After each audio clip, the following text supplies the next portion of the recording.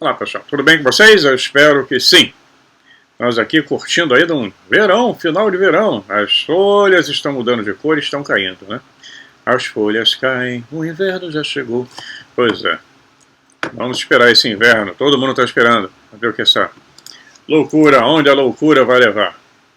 Mas eu quero começar o vídeo agradecendo a visita da Tatiane Ort e da Marcela. Estiveram aqui em Amsterdã, nos visitando, vocês estão vendo as fotos aí. Foi um prazer incrível receber seguidores do canal, seguidoras do canal, e sempre será um prazer. Quero mandar aqui um abraço para vocês. Muito obrigado, foi um papo curto, mas fantástico. E eu espero que vocês venham mais vezes, e com mais tempo, né, para a gente poder conversar e responder aquelas questões todas. Com relação a Tatiane e a Marcela, elas pediram que eu fizesse um vídeo sobre Magdalena e sobre Jesus Cristo. Esse é um vídeo muito especial, complicado de fazer, delicado, mas nós vamos fazer. Eu e a Magdalena, que está comigo aqui, nós vamos trabalhar para poder fazer esse vídeo, provavelmente não um vídeo, mas uma live. Ok? Vamos começar nosso vídeo. Um abraço para você, Tatiane, e para você, Marcela. Muito obrigado pela presença de vocês. Foi uma honra conhecê-las. A Magdalena manda um beijão.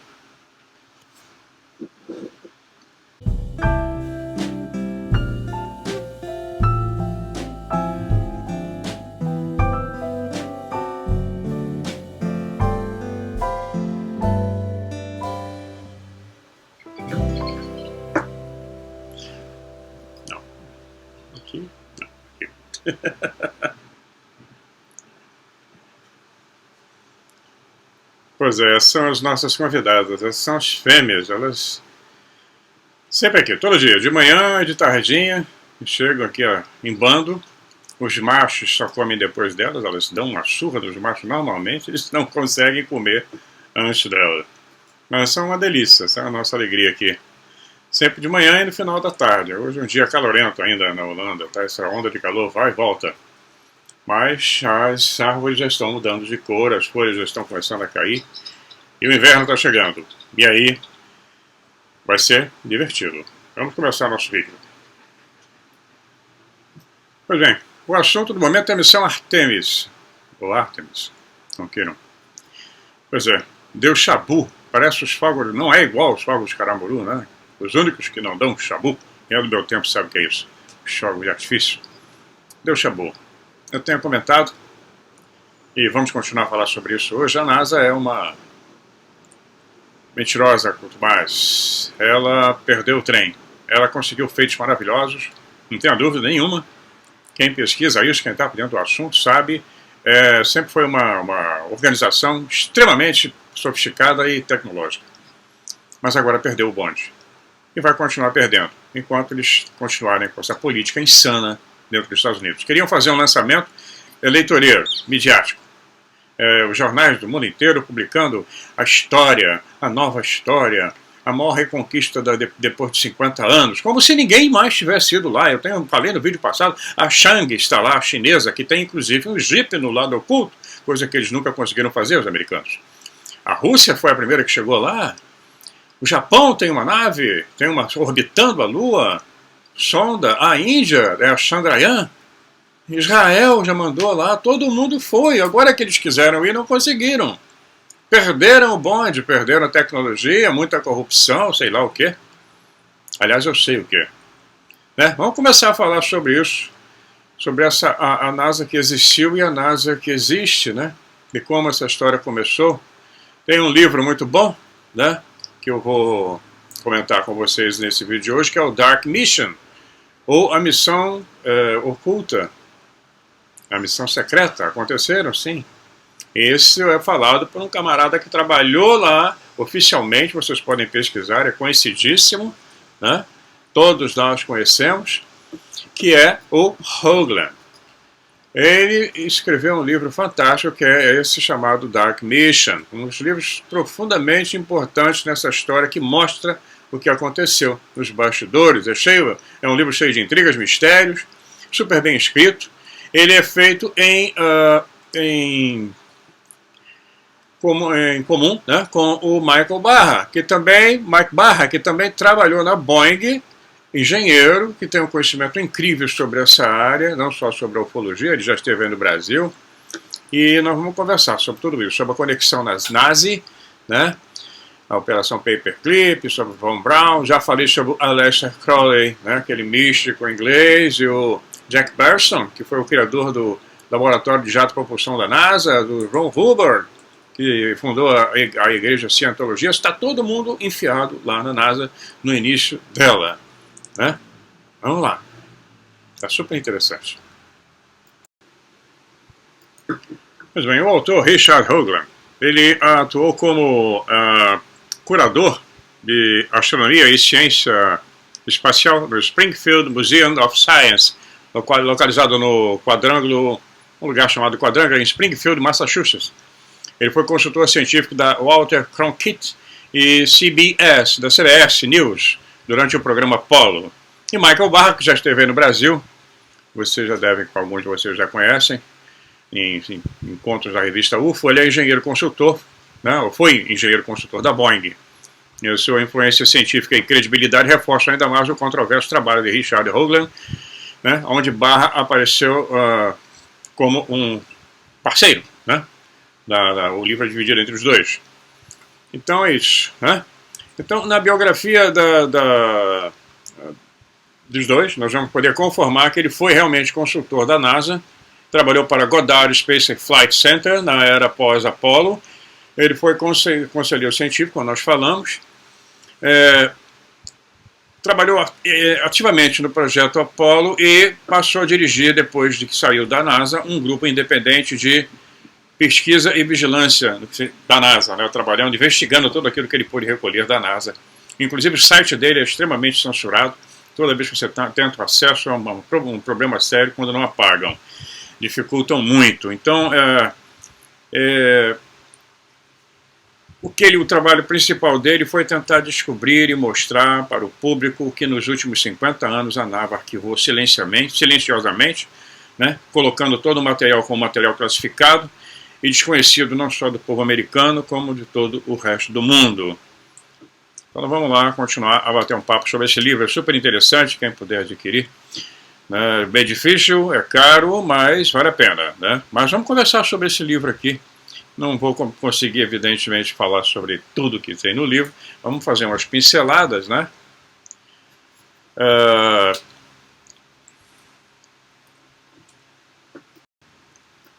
Pois bem, a predisposição da maioria dos norte-americanos, eu acho que do mundo inteiro, mesmo após os desastres do Challenger e da Columbia, e uma série de outras naves espaciais desaparecidas, é sempre colocar a NASA em algum lugar no mesmo nível da Madre Teresa de Calcutá, segundo o autor, que a Madre Teresa de Calcutá também não era pouco de cheiraço, não.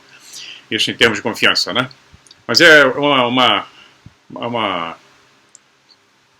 maneira de colocar que a maioria dos americanos e a maioria da população do mundo inteiro acha que a NASA é algo extremamente confiável, né? Tem bastante credibilidade, e isso aí se deve em grande parte à incapacidade do americano médio, para não falar da mídia, né, de descobrir uma razão pela qual a NASA, ostensivamente uma agência puramente científica, realmente mentiria. Afinal, ela está segurando bem alto o farol dos nossos últimos e verdadeiros heróis, os astronautas que foram à Lua, porque uma centena deles já voltaram ao espaço, né, em foguetes russos, em foguetes chineses e com Elon Musk.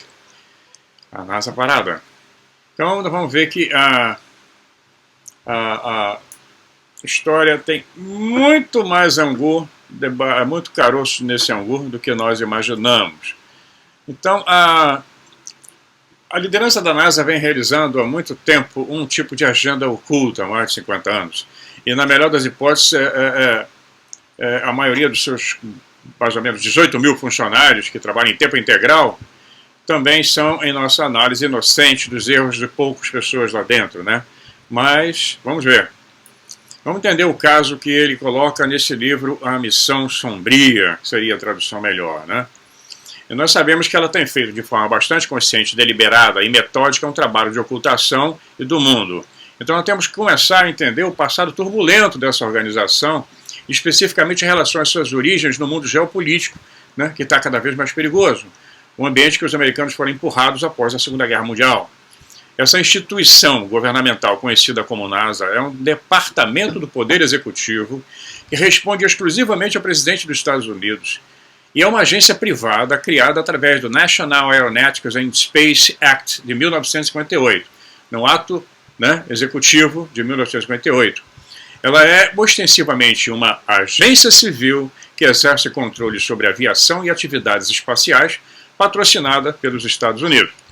Mas, ao contrário da percepção comum do público e da mídia de que a NASA é uma instituição científica aberta e estritamente civil, é o fato legal de que a agência espacial foi fundada discretamente como um adjunto direto do Departamento de Defesa, encarregado de auxiliar especificamente a segurança nacional dos Estados Unidos, somente no meio do aprofundamento da Guerra Fria. Isso contra o principal e atual adversário geopolítico, na época era a União Soviética, hoje é a Rússia. Isso está na carta original da NASA. Né? Na seção 305 tem o seguinte, abre aspas, a Administração Nacional Aeronautics and Space deve ser considerada uma agência de defesa dos Estados Unidos para os fins do capítulo 17, título 35 do Código dos Estados Unidos. Em outra seção, na seção 2 da lei, fala o seguinte, abre aspas, essa responsabilidade da defesa raramente discutida vai minar, né, no final, a fachada pública e contínua da NASA como uma agência científica. Ela é estritamente civil e claramente explicitada. Né? É o que diz, né? É o que dizem. Diz o seguinte, ninguém fala sobre isso, né? Deus era aquela agência de pesquisa científica, etc. Só. Não, está envolvida no Departamento de Defesa. Aqui tem na seção 205 o seguinte, abre aspas, nenhuma informação que tenha sido classificada por razões de segurança nacional deve ser incluída em qualquer relatório feito sobre esta seção da lei. Então, vamos continuar aqui. Está indo claramente que a partir dessa e de outras disposições de segurança que foram incorporadas na lei e que o Congresso e a imprensa e os contribuintes americanos podem ver das atividades finais da NASA, né, que aí vamos incluir também imagens e dados intocados sobre o que realmente está na Lua, em Marte ou em qualquer outro lugar do Sistema Solar. Quer dizer, o que o autor quis dizer é que nessa lei está incorporada, né, que os contribuintes americanos não vão poder ver aquelas imagens originais, se depender deles. Eles é que decidem o que você vai ver e o que você não vai ver.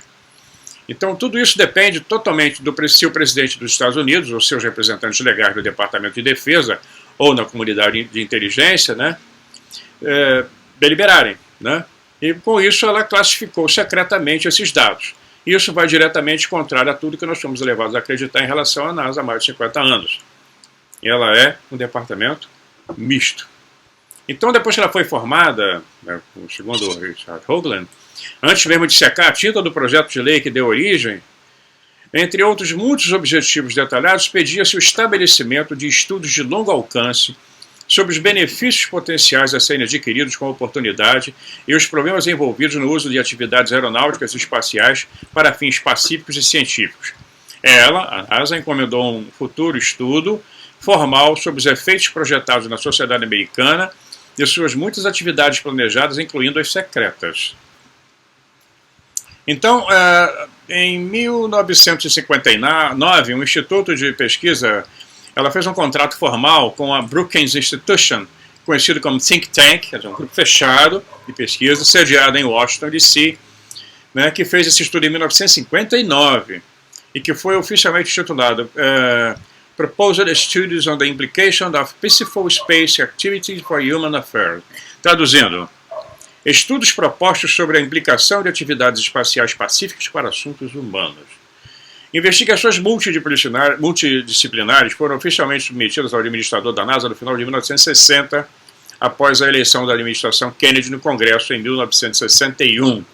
E uma área de interesse comum coberta no relatório foi facilmente esquecida em uma série de estatísticas e montanhas de documentos e análises, foi uma avaliação silenciosa de quase certeza, que é a parte mais importante, de uma descoberta da NASA da vida extraterrestre inteligente fora da Terra. Está lá, no relatório. Embora os encontros face a face com ela, a vida extraterrestre, não ocorram nos próximos anos, segundo eles, a menos que sua tecnologia seja mais avançada que a nossa, que isso vai possibilitar a visita à Terra, artefatos deixados em algum momento por essas formas de vida podem ser descobertos através das atividades espaciais da nossa empresa, né? Esses objetos estão na Lua, na Marte e em Vênus.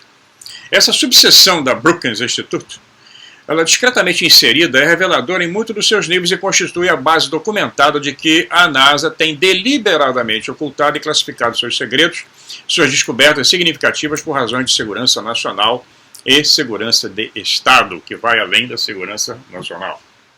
Tá? Então, a Brookings confirmou, então, que as expectativas da NASA de que a agência voaria para planetas próximos do Sistema Solar e assim seria fisicamente capaz de, pela primeira vez, de confrontar extraterrestres bem no seu quintal. Então, se algum cético sabia que esse documento oficial existia antes de torná-lo público em 1996, desculpe, aqui eu traduzi confuso a minha tradução, pera só um instantinho que eu vou reler. Nenhuma pessoa sabia da existência oficial desse documento antes dele vir a público em 1996. Então vamos ver mais adiante, como é que, começando lá no meado da década de 60, com espaçonaves não tripuladas, a NASA realmente descobriu seus artefatos extraterrestres, né? Mas a agência nunca chegou a contar isso para ninguém, é evidente, nós sabemos disso. Suco de uva. Não, não é. A NASA, então, confirmaria clandestinamente, com essas primeiras sondas, né? Sondas robóticas, que o que ela descobriu, ela confirmaria e continuaria a encobrir os primeiros restos impressionantes de uma civilização tecnológica muito antiga e extraordinária, que deixou restos, ruínas e material tecnológico espalhado por todo o sistema solar. Lua, Marte e vai por aí, asteroides. Então, como a Brookings tinha previsto, 4 anos depois, o programa Apollo seria plenamente realizado e os próprios astronautas lunares testemunharam e documentaram extensivamente, com dezenas de milhares de fotografias de alta qualidade, essas construções, essas ruínas, tanto da órbita lunar quanto da superfície. Eles viram extraordinárias estruturas semelhantes a vidro na Lua. As tripulações da Apollo também trariam de volta aos laboratórios da NASA não apenas rochas, mas amostras reais de tecnologia antiga que encontraram para esforços altamente secretos de engenharia reversa. Então vamos ver que aí... E esse cara trabalhou muito, ele trabalhou no projeto Apollo, ele foi trabalhando no projeto do módulo lunar. Ele esteve lá dentro oficialmente, não é um mero conspiranoico. É isso que agora está começando a aparecer. Vai saindo nos livros, em reportagens, em blogs. A página sempre cai, a página dele é muito censurada. Se não tivesse problema, se fosse apenas um oba-oba, eles não censurariam. Tem muito maluco falando que tem contato com Pleiades, com astronautas de outros planetas, que fizeram contato, inventam histórias absurdas, e com aí no YouTube está cheio. Mas quando é um camarada que trabalhou lá oficialmente e resolve colocar tudo para fora, aí, né? Então não vai haver ruínas lulares semelhantes a vidro fotografada pelos astronautas e escondidas por funcionários da NASA no arquivo privado, que de vez em quando vaza. Tem muito funcionário que resolveu deixar lá. Agora a maioria desses estão com 80 anos, estão quase morrendo, 90, e resolveram colocar para fora os documentos que eles conseguiram segurar, né? Conseguiram, às escondidas, pegar fotografias. E aí, às vezes, nós vamos lá em fotos oficiais e conseguimos ver, não de uma forma muito clara, às vezes, mas ver que há alguma coisa ali. E muitas fotografias da NASA que são claramente pintadas. Os objetos são pintados com airbrush, né, que ele compra uma pequena pistola de pintura. Eles fazem com airbrush ali um retoque cobrindo o que pode ser visto, o que poderia ser visto. Pois é, então nós estamos vendo que a intenção era recolher todos os dados possíveis e escondê-los. Não divulgar nada, porque não era o momento. Uma divulgação dessa, já fizemos várias vezes, é uma coisa perigosa, extremamente complexa. Não se faz uma divulgação dessa assim na lata. Não tem como. Não existe. Tem que ser gradativo para que venhamos adaptando a sociedade, de um modo geral, no planeta inteiro, para essas novidades que iriam afetar todas as áreas da nossa sociedade. Todas, sem exceção, seriam afetadas. O comportamento social, tudo mais seria afetado a partir do momento em que há uma declaração de que existe vida extraterrestre aqui perto.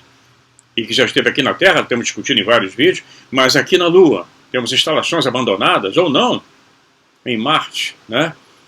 E mais uma vez a intenção de fazer exatamente isso foi descaradamente exposta pela Brookings, né? Então o autor acredita, e muitos pesquisadores também, que foi essa a razão pela qual o presidente John Kennedy, que sabidamente não tinha o menor interesse em corrida espacial, quem vai ver a história do Kennedy e da biografia dele vai ver, ele é muito endeusado por americano, pelo mundo inteiro, mas ele foi terrível. E ele não tinha o menor interesse na corrida espacial. Ele foi convencido discretamente a anunciar sua decisão histórica de enviar os homens à Lua e devolvê-los com segurança à Terra, isso dentro de uma década, né? E ele é que lança esse desafio, isso aí foi em maio de 1961, e muita gente acredita que o esforço de Kennedy de mandar o homem à Lua, de conquistar o espaço, foi apenas para demonstrar uma oposição ao poderio da União Soviética, uma guerra aberta contra a União Soviética comunista na época. Hoje ela já não é mais. No entanto, nas Nações Unidas, em 20 de setembro de 1963, o presidente, de repente, do nada, resolveu fazer um convite público aos soviéticos. Né? E aí, 2 anos depois da corrida da Apollo à Lua, e foi uma oferta tipo, vamos fazer uma expedição comum, uma expedição lunar, cooperativa e conjunta, Estados Unidos e Rússia. É claro que se houvesse uma agenda oculta para Apollo, esse momento teria revelado que o objetivo principal era não derrotar a União Soviética, mas encontrar e devolver secretamente amostras de tecnologia lunar incrivelmente avançadas que estavam esperando na Lua por eras, por quem sabe quantos milhares de anos, e depois compartilhá-las com os soviéticos. Curiosamente, apenas 2 meses após essa surpreendente proposta de Kennedy e da ONU, o presidente foi morto. Pois é.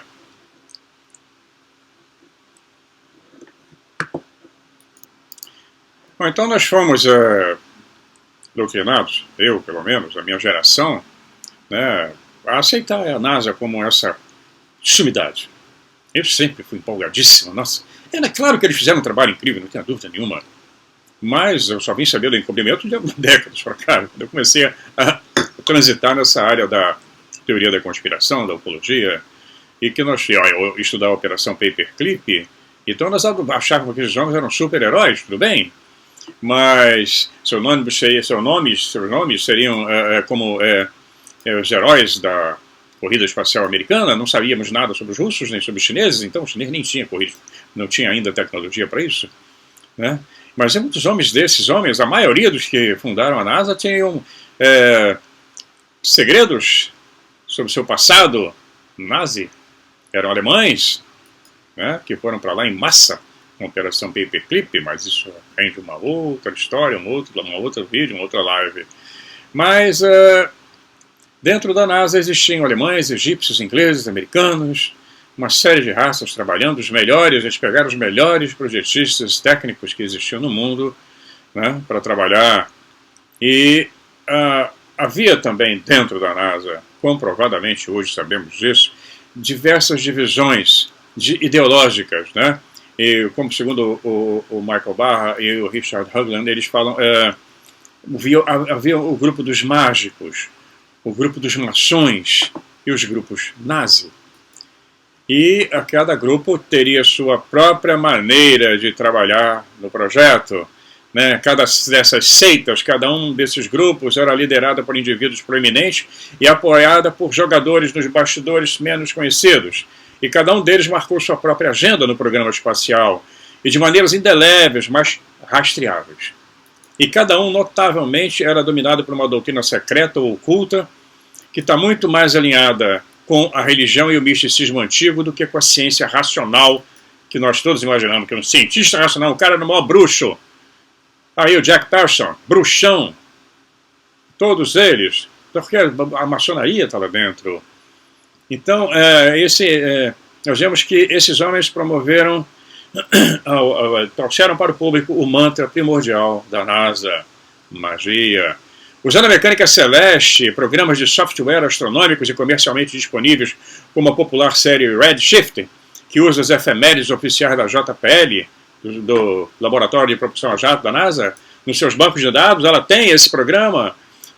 O autor conseguiu estabelecer um padrão de comportamento por parte da NASA que aponta para algo verdadeiramente tão inexplicável como o exótico, a obsessão interna bizarra da agência em 3 deuses e deusas. Atravessando milênios diretamente do Antigo Egito, nós temos Ísis, Osíris e Horus.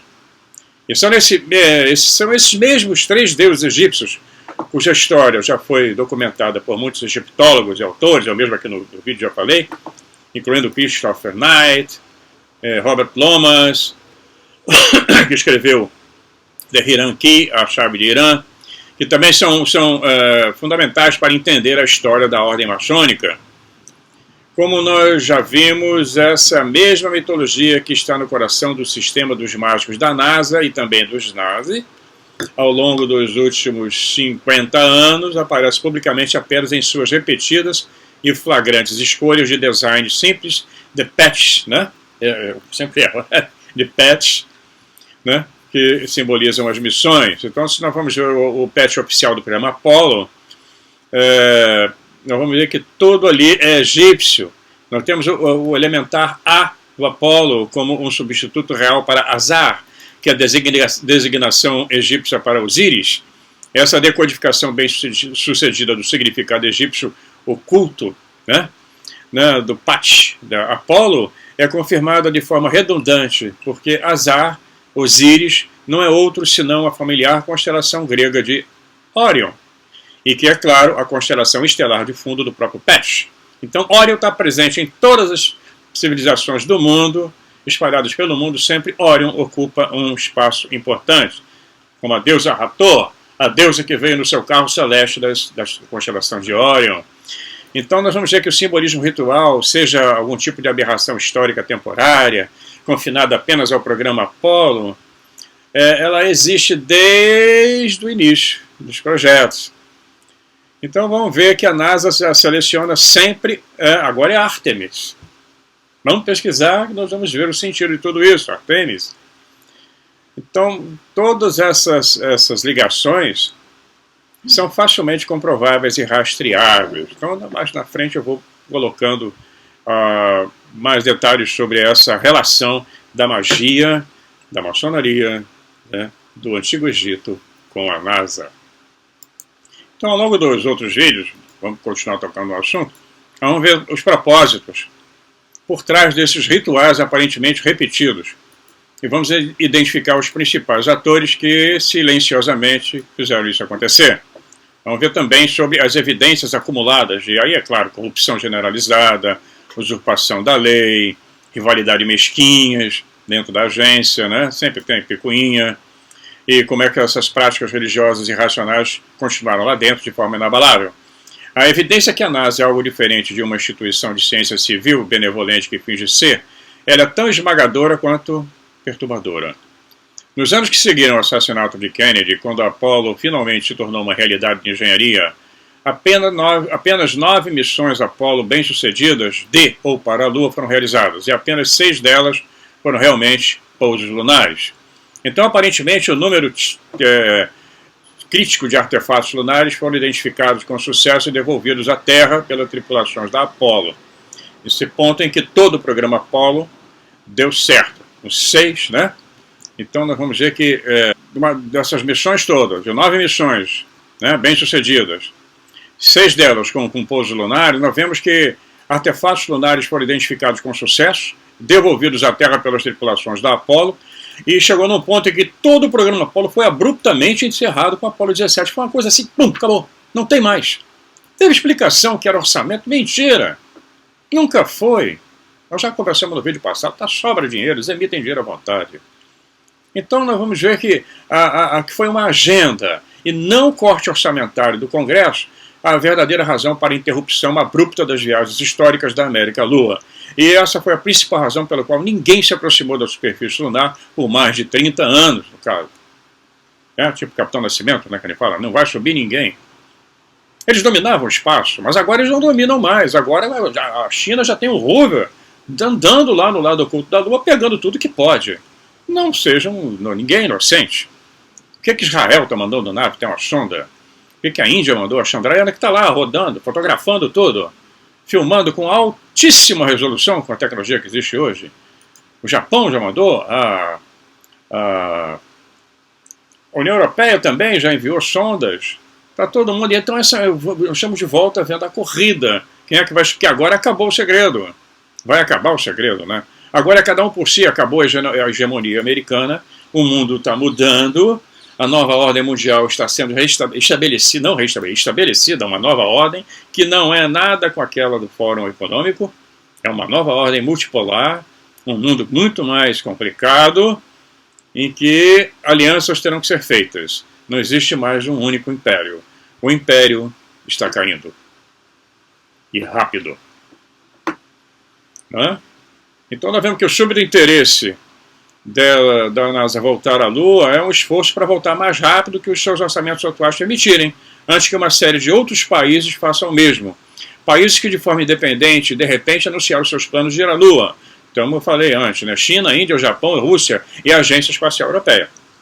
Então nós estamos vendo uma segunda corrida espacial nascendo, e dessa vez uma corrida não por meras vitórias de propaganda, mas uma corrida muito mais importante entre um campo muito mais amplo de jogadores, que pelo acesso exclusivo que eles vão ter a segredos científicos que o conjunto de estruturas lunares sobreviventes pesquisados pela Apollo inevitavelmente deve conter.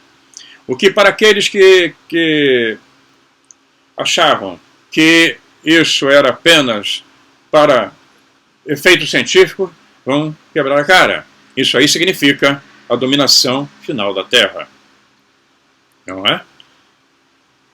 Então foi apenas alguns anos após o início das missões Apollo que as ruínas ainda mais extraordinárias do Sistema Solar foram observadas pela primeira vez também em Marte, começando com as imagens de outras varreduras instrumentadas enviadas pelo primeiro orbitador de Marte da NASA, a espaçonave não tripulada Mariner 9, no final de 1971.